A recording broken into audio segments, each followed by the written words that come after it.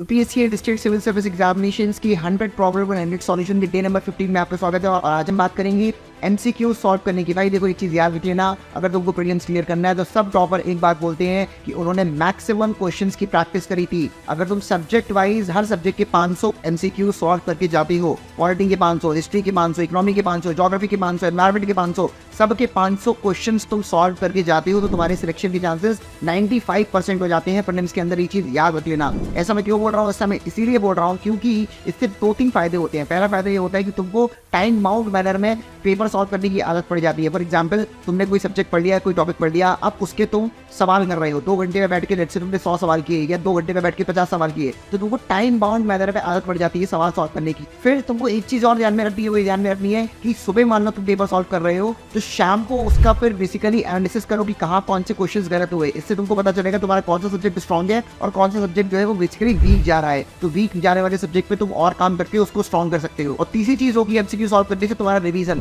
जो तुम पढ़ रहे हो उसका रिवीजन हो जाएगा आंसर्स के थ्रू। याद रखना कि जब तुम शाम को अपने सुबह के पेपर को लेकर बैठो तो उसमें डिटेल्ड आंसर पढ़ना, तो तुम्हारा रिवीजन भी होता रहेगा। तो एमसीक्यू सॉल्व करना बहुत जरूरी है। अब नेक्स्ट बात आती है कि सर प्रीलिम्स के 2 महीने पहले या 3 महीने पहले से क्या स्ट्रेटेजी अपनाएं, उसके बारे में अगले वीडियो में बात करूंगा। चैनल सब्सक्राइब कर लो, वीडियो छूट ना जाए भाई।